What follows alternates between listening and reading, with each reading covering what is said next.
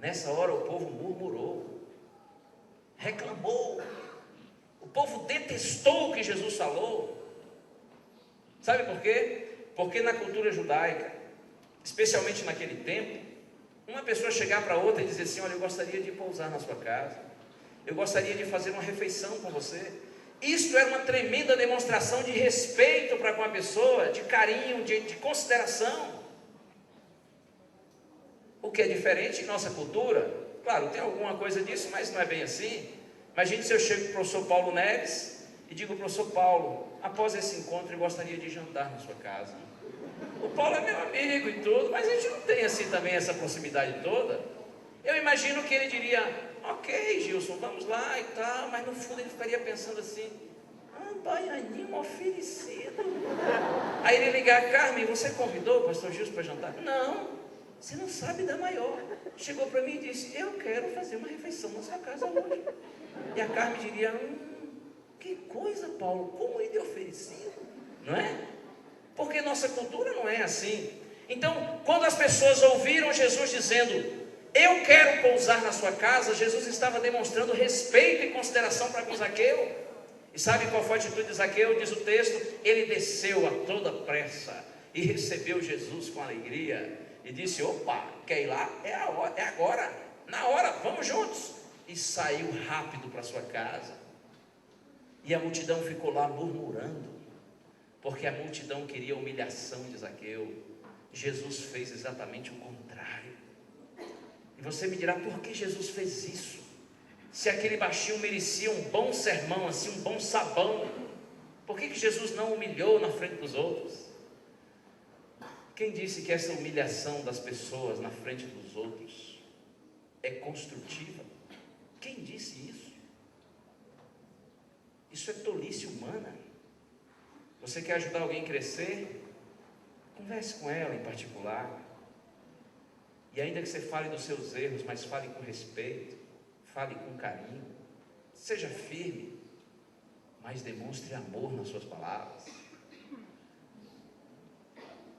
O que transforma não é a humilhação, o que transforma é o amor, é o carinho, é o respeito. A multidão ficou murmurando, mas que se dane a multidão. Jesus tinha um propósito para com aquele baixinho ladrão, que Jesus sabia que era infeliz.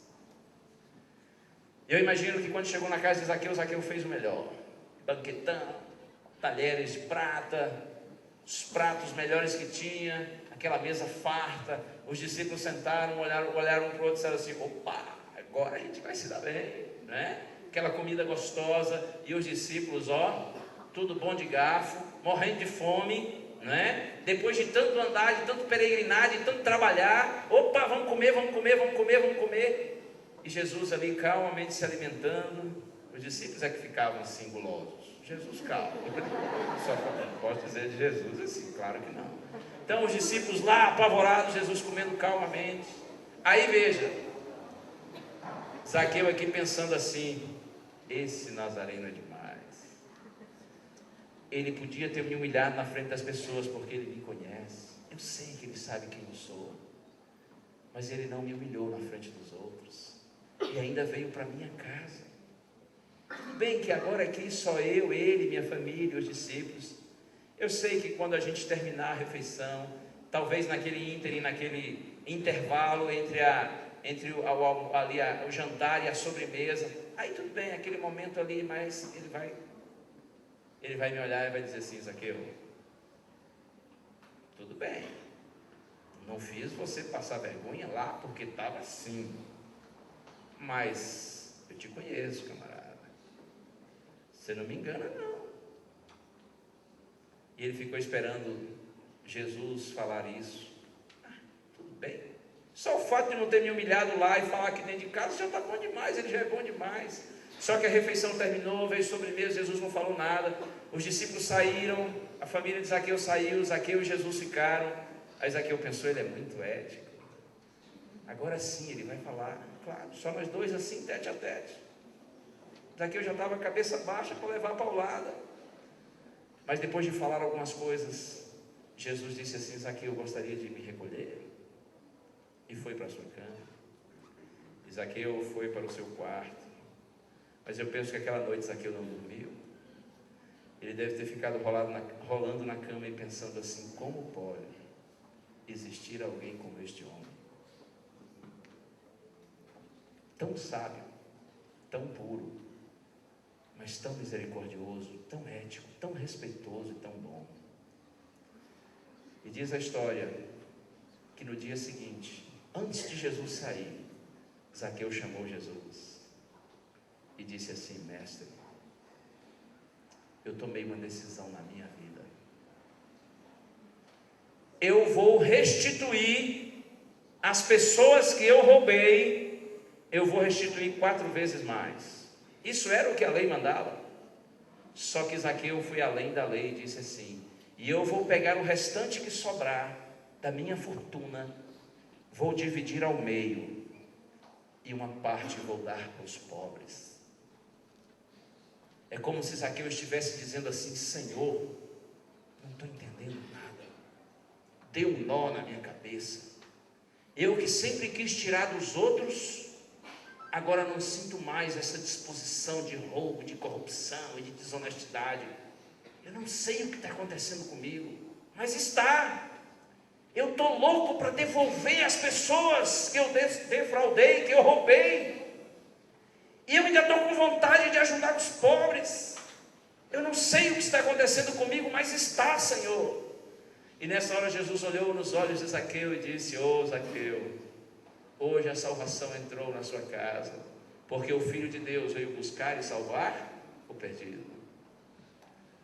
Quando Zaqueu rolava na cama, ele pensava assim: como pode alguém me amar tanto, sabendo quem eu sou, e me tratar com tanto respeito? Como pode? A maior força, sem dúvida, é a força do amor. Se você quer ajudar alguém, se você quer ser usado para transformar alguém para melhor, então ame essa pessoa, ame com todo amor, peça a Deus que lhe dê esse amor para com essa pessoa, e você vai ver que o amor faz coisas que a gente não imagina serem possíveis. Eu tenho visto pessoas em muitos lugares que estavam completamente condenadas à morte, rejeitadas, humilhadas, marginalizadas por conta de seus próprios erros, mas que foram alcançadas por esse amor e hoje são pessoas dignas, distintas, respeitadas e valorizadas. Como pode existir alguém que me ama tanto? Eu queria contar rapidinho uma história. Essa não é uma história bíblica, mas é uma história real também. E na verdade eu não vivi essa história. Essa história foi contada, e eu imagino que alguns de vocês aqui conheçam e me permitam repetir. Foi contada pelo pastor Alejandro Bulhon. O pastor Bulhon é um dos pastores adventistas mais conhecidos no Brasil e no exterior. É um dos mais conhecidos. É uma pessoa assim, extremamente querida, um excelente orador, apesar de ser um homem simples, mas é um homem de Deus. E uma vez eu vi o pastor Bulhão contando uma história do tempo quando ele era estudante de teologia lá no Peru. Ele é peruano. Então, a história é assim: ele tinha um colega de curso, de faculdade, assim, muito amigo dele, mas era um rapaz muito tímido. E talvez a principal razão da timidez desse moço era o fato dele ser, assim, digamos, destituído de beleza física. Deu para entender? Assim, vamos no português claro. O cara era muito feio. Aquele feio assim que se você olhar muito para ele durante o dia, de noite você não dorme. Ele era muito feio, era feio de doer mesmo. Nasceu realmente totalmente destituído, né? Mas se bem que a beleza física não é mais importante, a gente já falou sobre isso, eu não vou repetir, né? Mas realmente o menino era feio. E por isso ele era muito tímido, acanhado, mais um rapaz trabalhador, estudioso e tal, uma pessoa muito ok, muito 10.